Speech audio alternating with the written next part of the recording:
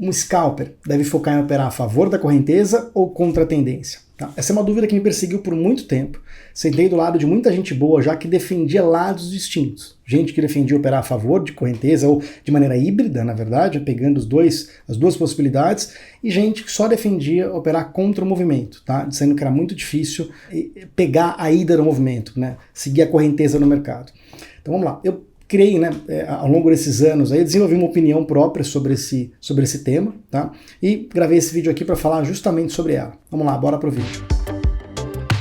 Bom, primeiro de tudo, eu sou o André Hanna, nesse canal eu falo de trade, falo de investimentos, esse aqui é puramente de trading, tá? E se você não está inscrito no canal ainda, se inscreve que você não perde nenhum conteúdo quando ele for publicado. Bom, antes de tudo aqui, tá? A primeira coisa, tá? Eu gosto de deixar muito claro a diferença, né, que eu acredito que tem entre tendência e movimento, que é o que eu acho que um scalper tem que olhar, tá? E aqui eu tô falando especificamente para quem vai fazer operações de scalping. Scalping, para quem não sabe, na verdade não é uma técnica, na minha opinião, né, não é uma técnica operacional. Um scalper olha fluxo, um scalper olha isso, olha aquilo. Scalping é uma premissa básica de você não deixar o mercado vir muito contra a sua posição inicial. Muito quanto? Geralmente o balanço do mercado. E aí tem vídeos que falam sobre isso aqui no canal, tá? Especialmente o que é balanço, frequência e por aí vai. Então vamos lá, especificamente para scalping. E apesar de eu não estar fazendo, né, scalping como eu fazia lá atrás, quando fazia, né, quando dava curso e ensinava conteúdo aqui, tá? Eu me sinto na obrigação, por ter trazido muita gente para o mercado, né? Eu me sinto na obrigação de falar um pouco também sobre um tema que, putz, eu ajudei muita gente a entrar no mercado e por aí vai. Isso, então, não tenho feito muito scalping, faço algumas operações, né, no índice hoje, tá? Mas um scalping, assim, as poucas operações que eu faço de scalping são baseadas numa estratégia ali de dupla score e por aí vai. É uma coisa muito específica. É scalping, porque a premissa é não deixar o mercado muito vir contra, mas, sim, é um pouco diferente daquele scalping que eu fiz por muitos anos e ensinei muita gente a fazer, tá? Então vamos lá falar especificamente disso. Uma coisa é tendência e a outra é movimento. Tá? Tendência assim, tem várias formas de ver, que tem vídeo no canal também, olhar o acumulado da agressão, olhar topos de fundos ascendentes, consecutivos mais altos ou mais baixos, ou outras formas, olhar se tem algum player com algoritmo ligado, né, algoritmo low frequency ligado, especialmente para ações e no mini índice, tá? No dólar, em opções, isso não é tão, né, válido, porque não tem muito esse tipo de participante. Tá? Esse cara com um algoritmo low frequency ligado com uma ordem persistente na compra ou na venda, né, e previsível, tá? É uma forma de ver tendência, o acumulado da agressão e por aí vai. E tendência é um negócio realmente de fato que persiste ao longo do dia ou ao longo de um período, do dia ou de um período maior que o dia, que extrapola o dia. Mesmo numa tendência de alta ou de baixa, você tem diversos movimentos. Movimentos maiores e micromovimentos menores. Movimento, para mim, que me ajudou muito quando eu entrei para o mercado, consegui ter uma cabeça de scalping, tá? O fato de você pegar, né, especialmente no dólar, tá? Isso valia muito mais para o dólar, essa cabeça, né? E a cabeça de scalping ela vale muito mais para ativos que tendem a ter bastante lote em cada nível de preço. Tá? Porque o mercado se comporta de um jeito diferente, né? A quantidade de lote em cada nível de preço faz o preço oscilar, faz o tamanho desses micromovimentos, comparado com outro ativo que tem pouco lote em cada nível de preço, faz o preço, a variação de preço se comportar de forma distinta. Pelo simples fato de que raramente, no mercado com muito lote em cada nível de preço, raramente um grupo de participantes, né, pequeno, como o varejo, por exemplo, pessoa física, consegue comprar tudo, né, consegue acabar com a liquidez, agredir tudo que tem, consumir tudo que tem no nível de preço e abrir espaço para o preço ticar, para ele ir para o mínimo de oscilação para cima ou para baixo, para abrir o spread, para ele ter a possibilidade de ir para o próximo nível de preço. Isso não é uma verdade mais atualmente também, né? Porque o varejo está tão grande que isoladamente um trader no varejo não tem tamanho para poder deslocar o spread.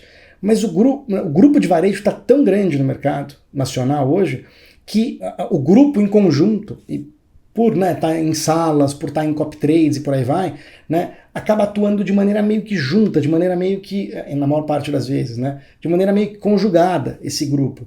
E aí o conjunto do grupo sim tem espaço para o mercado deslocar. Mas de fato, apesar do varejo estar bem maior do que era no passado, a probabilidade de você ter um deslocamento de preço gerado por alguns grupos no mercado que tem muito lote em cada nível de preço é diferente do deslocamento que esse mesmo grupo causaria num ativo que tem pouco lote em cada nível de preço. Tá? Então essa é a grande diferença das coisas. contar movimento, tá? O que é movimento? No caso do dólar, movimento é, você exclui o balanço, você não sabe o que é isso, tem vídeo aqui embaixo que eu vou deixar, né? E aí você, né, o mercado começa a ticar, 1,5, 2, 2,5, 3, 3,5, 4, 4,5, 5, 5,5, isso spread, né? Eu não vou ficar falando compra e venda aqui para não ficar, né, confuso o negócio. E o mercado vai, sei lá, vai de 1 para o 9, meio que com uma sequência de upticks, o que é bem raro hoje em dia, mas acontece. Vai do 1 para o 9. No 9 ele para, acontece alguma coisa lá, e o mercado começa. 8,5 é venda, bater a 8, 8 é venda, bater a 7,5, 7,5 vira venda, bater a 7, bater a 6,5, bater a 6. Depois que passa, é fácil perceber que ele foi do 1 para o 9 e do 9 para o meia, caiu 3 pontos. Na hora que está acontecendo não é tão fácil, mas claramente o mercado aí fez um movimento do 1 para o 9 e do 9 para o meia. André, mas quando eu sei que o movimento acaba no 9 e vai até o meio e foi criado o movimento? Né? Aonde eu vendo, por aí vai. Putz, não é o foco desse vídeo aqui. O fato é que você ter na cabeça de que você tem que contar movimentos para ter uma cabeça de scalping. E isso não tem nada a ver com a tendência. O mercado teve do 1 para o 9, do 9 para o meia e depois do meia para o 12.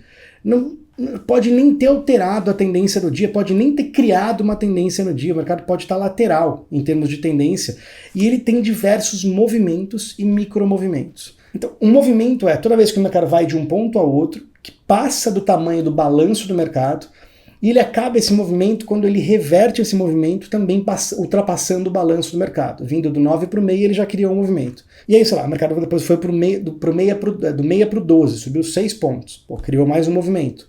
Do 12 ele voltou para o meia, mais um movimento. Isso estou falando de maneira resumida. Sem com que ele tenha do 12 para o meia feito um repique maior do que o balanço, porque senão ele teria criado um novo movimento de alta. Tá? Isso é ter cabeça, separar o mercado em movimentos, que na minha opinião é a primeira coisa que um scalper, né, deve fazer. Aprender a contar, não numericamente, mas aprender a contar começo e fim de cada movimento. Então o mercado foi do 1 para o 9, ele fez um movimento de alta. Do 9 para o meia fez um movimento de baixa. Do meia para o 12, movimento de alta. Do 12 para o meia de novo, um novo movimento de queda. Por quê? Porque essa é a primeira coisa, né? Saber o que o mercado, o que você quer pegar e o que o mercado está te dando, é isso, são os movimentos. Para aí depois você partir para um segundo passo que é, putz, tá bom, nesses movimentos, o que aconteceu? Como ele foi, essa é a pergunta genérica, como ele foi do 1 para o 9? Como ele foi do 9 para o meia? Como ele foi do meia para o 12? Como ele foi do 12 para o 6? O que aconteceu? Qual a intensidade das agressões? Que tipo de participante? Como é que tinha contraparte, não tinha? Bom, e por aí, uma série de perguntas, né, que você tem que ter na cabeça sempre, se fazer, na verdade, não a cada spread, mas a cada movimento, tá? E aí, pô, assim, para ir tendo sensibilidade de, pô, tá bom, entendi. O que teve de padrão, né? Para você buscar um negócio que chama evento origem, tá? Que na verdade é, putz, lá do 1 para o 9. Aconteceu alguma coisa diferente no 1, no 1,5, no 2 ali, que daria para ter sentido de diferente, que me indicaria que esse player que está comprando, eventualmente, continuaria comprando, e o mercado, sei lá, não sei, parar no 9 eu não sei, mas que ele poderia subir, aonde ele vai parar você não sabe, mas que a direção do mercado é para cima. E aí, no 9 uma coisa, aconteceu alguma coisa ali no 9, no 8,5, no 8, que me indicaria que o movimento de compra parou e que o mercado entrou num movimento de queda, e eu não sei se ele ia parar no meio, mas ele poderia parar no 7, no meia, ou no 2, ou no bola lá embaixo. Mas alguma coisa aconteceu lá perto do 9? Tá? Você começa a fazer essas perguntas nas viradas. Tá? Tô falando aqui uma cabeça de scalping, não é a única cabeça para você abordar trading no mercado. É uma cabeça muito específica e é muito difícil você conseguir fazer outra coisa quando você tem uma cabeça de scalping de fato enraizada e profunda, porque você fica ali focado em movimento e micromovimento, movimento e micromovimento. Você esquece um pouco, né, da correnteza do dia. Você tende a esquecer, não é que você esquece, você tende a esquecer. E é por isso que um scalper geralmente não vai tão bem, não é sempre, mas não costuma ir tão bem quando o mercado explode para um lado, ou para cima ou para baixo de maneira ininterrupta, porque você fica ali com essa cabeça de, putz, tá bom, o mercado vem caindo, caindo, caindo. Na hora que ele vira, sentiu alguma coisa ali embaixo, virou, a cabeça do scalper tá bom, puta, agora é para cima. Quanto? Não sei. 3 pontos, 10, 15 ou 20? Não sei. Mas agora é para cima. Entendeu? E aí, putz, aí o mercado vai lá, repica 2 pontos e desaba mais 20. Você fala, caramba, entendeu? Então, quando o mercado está muito tendencioso para um lado, um cara que scalping puro, tem uma cabeça muito focada em scalping e não está muito esperto nesse fluxo de correnteza, nesse fluxo atípico, não está olhando para instrumentos que ou, pelo menos te mostrem direção naquele dia, a chance de naquele dia você ir um pouco mal é alta. Tá? Tô falando com muita sinceridade, com muita transparência, assim, não tem milagre, não dá para ter tudo no mercado, entendeu? Mas na maior parte dos dias, especialmente em câmbio, ativo com muita, né, e ativo com muito lote nível de preço, o mercado é errático, o mercado ele faz tem movimentos, micromovimentos meio que, né, e não sai muito de uma banda, ele anda, mas não sai muito de uma banda, ele não cria uma tendência que dura dias, tá? É por isso que a maior parte, eu entendo, né, gente que defendia que, putz, a maior parte dos bons trades de um scalper era contra o movimento. Esquece a tendência, era contra o movimento prévio. O mercado vinha do 1 para o 9, achar uma venda ali próximo do 9, 8,5, 8. O mercado vinha do 9 para o meia, achar uma compra ali perto do meia, do 6,5, para poder pegar essa volta. Tá? Os scalpers sempre, na minha visão, sempre tem essa cabeça de, opa, ele vai para um lado, na hora que ele mostra alguma coisa, na hora que ele vira, que você fala, não, agora o movimento é de baixa, tá? A tua cabeça vira para, putz, o teu viés vira para baixo. E aí você aponta, sei lá, para baixo. Se o mercado vai parar no meia, ou no 2, ou lá para baixo, você não sabe. Virou para cima de novo, opa, o viés é de alta. Agora eu vou alinhando a minha cabeça e o meu operacional para, putz, eu não sei quanto, mas agora o viés é para cima. E tem pessoas que não.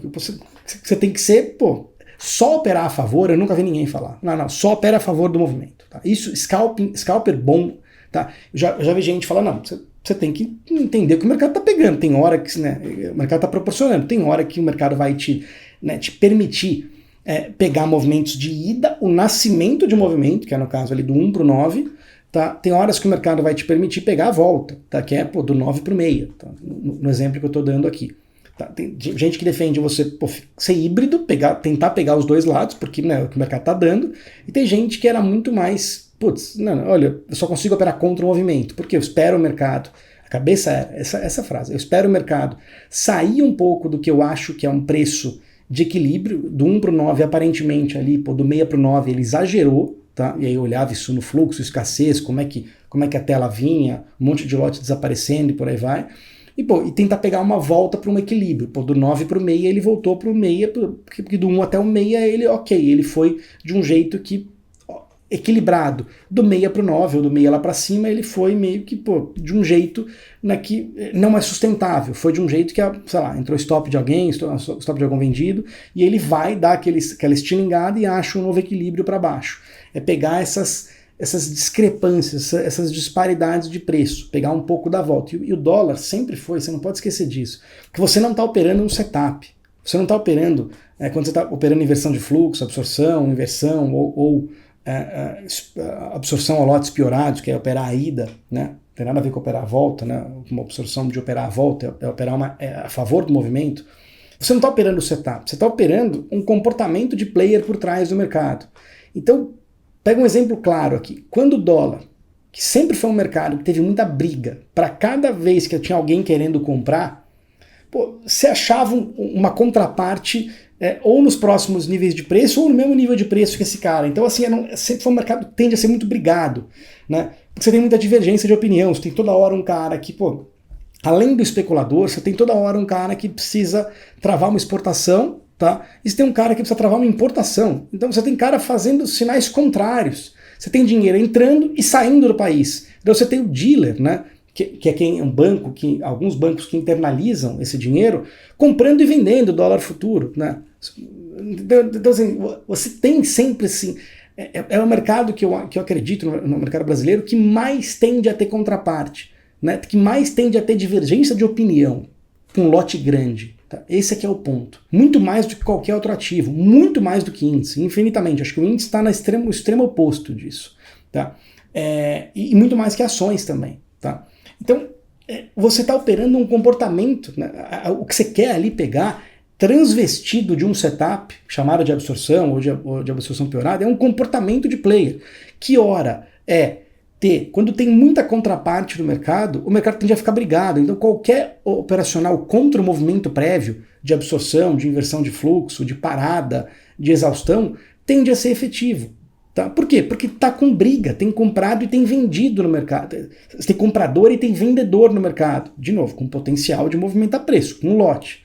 E quando você tem uma escassez desse cara, tá? Seja porque, até tem vendedor no mercado, por exemplo, mas você tem um comprador que é uma empresa gigante fazendo hedge porque precisa fazer por causa de um balanço no fim do mês, por exemplo, ou no fim do ano. Essa compra vai sobrepor esse interesse vendedor, ou essa necessidade, digamos assim, do dólar vendedora naquele ponto, e ela vai sobrepor, então o cara vai consumindo a venda, agredindo, tomando do vendedor, e o mercado subindo.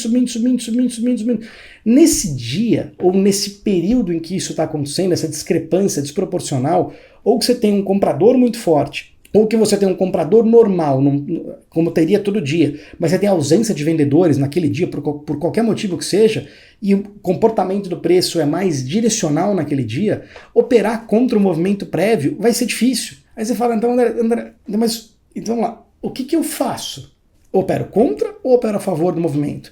E aí que tá, primeiro de tudo, tem dois critérios aqui. O primeiro é a tua habilidade. Se você está pisando agora, né, no mercado ali e tal, é muito difícil você ter essa sensação híbrida de ter que pegar e ir de volta. Porque é difícil, é muito rápido, é difícil de você enxergar se aquilo é aquilo mesmo, contar movimento, fazer um monte de pergunta na cabeça, identificar aquela quantidade de rapidez na tela. Né? Então vamos lá. O ideal é que você comece por um tipo de oportunidade. Tá? Aquela que você mais entende e aquela que tende a acontecer mais naquele ativo que você está operando naquela época. Esse é o primeiro, ou seja, é tua habilidade, você está limitado, nem que você queira, você vai conseguir pegar a ida e volta, movimentos a favor ou contra o movimento prévio. Não estou falando de tendência, nem que você queira. Mas beleza, você já tem um pouco mais de experiência e por aí vai. Você tem uma segunda limitação, que é o que o mercado está te dando. Não é o que você quer, é o que o mercado está te permitindo. E você tem fases com maior briga, que operar contra o movimento prévio vai ser mais, vamos dizer, benéfico, e com mais chances. E você tem fases ou dias em que, o mercado dispara, né? E cara, e assim, então não é meio que você que dita isso, é o mercado que dita isso. E ou pelas suas habilidades, você filtra e fala, não, então o mercado tá assim, então não vou conseguir pegar, então ok, eu fico fora, ou só faço quando der aquele tipo de trade que eu tô buscando mesmo. Ou você treina, tá? E, o mercado tá dando aquele tipo de habilidade, você não tem, você treina para poder pegar aquilo. Tá? Assim, eu acredito que dá para pegar os dois. Tá? Pelo menos dava para pegar os dois. A ida do movimento e a volta. A volta é sempre mais fácil que a ida. Na minha visão, sempre foi. Tá? Mais fácil do que pegar a ida. Especialmente ao longo dos anos, em que ficou muito difícil pegar a ida justamente pelos HFTs. Por quê? Tá? Isso lá atrás, você tinha um negócio que era assim, tinha tanto lote em cada nível de preço, que era possível você ver a corrosão da fila, aquele lote caindo, sei lá, 600 lotes no dólar padrão. Ele vinham agredindo 600, aí tomavam 100, virava 500, tomavam 100, virava 400, tomavam 100, virava 300, mais ou menos assim, não era de 100 em 100 desse jeito, mas podia acontecer. De 100 em 100 aquilo ia vindo, e acabando aquela liquidez naquele nível de preço, você via, e o preço nem tinha mudado ainda, você falava, opa, o spread vai virar, tá um com 1,5, estão tomando tudo a 1,5, opa, vai virar. Se você fosse um dos últimos a tomar o lote a 1,5, o 1,5 virava pagão, opa, o próximo passo era o mercado ticar no 2. Então você tinha uma sensação de que você tinha um timing bom, tá? Para comprar muito próximo do preço aonde o sinal, aonde o evento origem era dado. Hoje, a maior parte, né? Primeiro que esse lote até pode ter 600 ali no mini, 900 nos mini contratos, no índice, por exemplo, mas não é que acaba num estalo, não é que acaba aqueles 600 ou aqueles 1.000 que estava ali. Acaba de 3, 4, 5 níveis de preço. Então você não tem essa sensação no nível de preço do evento origem de que você está entrando no timing bom. Então você tem um trade diferente, né? Sempre existiu, tá? Você tem o trade da ida, que é pegar ali na origem o movimento, quando ele tá no preço ou muito próximo do preço que deu o evento origem ali para você seguir, vamos dizer assim. Tá? E você tem um trade de continuidade, que é, deu sinal, o mercado já andou um pouco, e aí você fala, vou ou não vou? Esse trade, o risco-retorno, ele sempre foi muito ruim. E eu acredito que ele está pior hoje. O trade de continuidade, que é aquele trade em que Ele dá um sinal de compra, mas ele já subiu 30, 50 pontos no índice ou, sei lá, 3 pontos no dólar. Aí você fala, putz, eu compro depois dele já ter andado um pouco ou não? Por quê? Porque o evento origem deu lá embaixo. O teu risco-retorno está muito ruim. Porque ele pode voltar um pouco dentro do balanço até o ponto do evento origem sem descaracterizar aquela operação, só que o teu stop está longo. Tá? Esse é um trade que eu não gosto de fazer. Tem épocas, especialmente nessas épocas em que o mercado está meio tendencioso, que tem um player grande, dominante, precisando fazer alguma coisa para um lado, esse trade de continuidade funciona. Na maior parte dos dias em que o mercado está encaixotado, lateral e brigado, esse trade de continuidade só vai te fazer estopar com stop longo, você vai ficar puto. Tá? E o trade contra, tá? Que é o trade que, vamos dizer, sempre funcionou, continua funcionando, e você vai se dar muito mal nos dias tendenciosos. Tá? Você vai ficar insistindo contra, aquilo vai virar uma tendência, você vai ficar insistindo de operar contra o movimento, e aí naturalmente contra a tendência, e você vai ficar ou estopando ou tendo chance para ganhar muito pouco, porque na hora que você vira a tua cabeça e fala, não, agora é para baixo o movimento, não que você fala, agora o mercado vai desabar, ou que o mercado está caindo e ele vira lá embaixo, você fala, não, agora o mercado vai subir e vai recuperar, você fala, não, esquece, é movimento, tá? Essa cabeça de virar e mudar o viés no mercado quando está muito tendencioso, você vai tomar umas ou outras. Tá? Então, vamos lá, resumindo aqui. Eu acho que o scalper tem que ter uma cabeça híbrida, tem que saber pegar ida a favor do movimento, apesar de não ser fácil, hoje especialmente, e tem que naturalmente pegar a volta. Tá? A volta com certeza, tá? Mas eu também acho que você tem que pegar a ida. A grande questão é qual que é a tua habilidade hoje. Você consegue ter essa flexibilidade? Quem está no começo não vai conseguir. Tem que ter um plano para poder criar essa flexibilidade. Começa por onde você se sente mais confortável, por onde teu risco-retorno você acha melhor, por onde você enxerga melhor o trade e por onde você acha que de fato está dando. Não adianta você se especializar num tipo de trade que dá uma vez por dia, ou até menos que isso. Você não é um scalper. Naturalmente, o estilo de operação, né, é uma natureza de operação que dá várias vezes no dia. Essa é a graça do negócio, que é você não ter medo de entrar naquela operação, porque você sabe que aquela pode ter dado errado, mas vai dar mais 1, 2, 3, 10, 15 chances naquele dia. Isso é uma das, vamos dizer, é uma das graças do scalping, tá? É essa quantidade de oportunidades, que geralmente são mais curtas, mas é a quantidade de sinais que você tem no dia. Então aquilo te dilui em termos de risco. Você você vai tomar em uma ou outra errada, mesmo fazendo tudo certo. Mas sabendo que você tem ali mais 5, 10, 15 chances naquele dia, teu medo, né? Desarma. Você fala, não, beleza, vambora, essa deu errado e é a próxima. A próxima vai vir logo mais. Quando você tem uma chance no dia, cara, você errou aquela, você fala, puta que merda, agora provavelmente só amanhã e olhe lá. Aí você fica, putz, e se amanhã eu perco aquela? Perco a chance ou faço e dá errado? Cara, aquilo vai te criando uma sensação ruim, né? Então, essa é uma das vantagens. A desvantagem é, cara, que no mercado rápido, em que você tem dois players novos, o varejo muito grande, tá? Especialmente no mini índice. No dólar o varejo não é tão grande quanto no índice. E os HFTs gigantescos, e esses players novos, que é o varejo contra o RLP, na verdade, contra o varejo, cara, você cria uma dinâmica de um barulho um pouco diferente para scalping. E, de novo, faço pontualmente no índice, mas aquele scalping que me trouxe para o mercado lá atrás, que me fez ter timing de entrada, ele não tem o mesmo risco-retorno hoje. É possível, dá para fazer, conheço gente que está fazendo, mas ele requer um esforço mental e um esforço de risco-retorno, né, que hoje eu não estou disposto a fazer, por isso que eu acabei trocando também, né, do scalping do dólar para vir operar índice, tá? Não sugiro que você faça isso, não é esse o tema do vídeo aqui, tá? Assim, dá para fazer também, tá? Espero que você tenha gostado, espero que tenha ajudado, tá? E se você curtiu, clica no curtir, que o YouTube entende que é um bom conteúdo e mostra mais pessoas também, tá? E comenta aqui embaixo, tá? Se você faz, se você não faz, alguma coisa relacionada ao tema, tá bom? Beleza? Abraço, boa semana.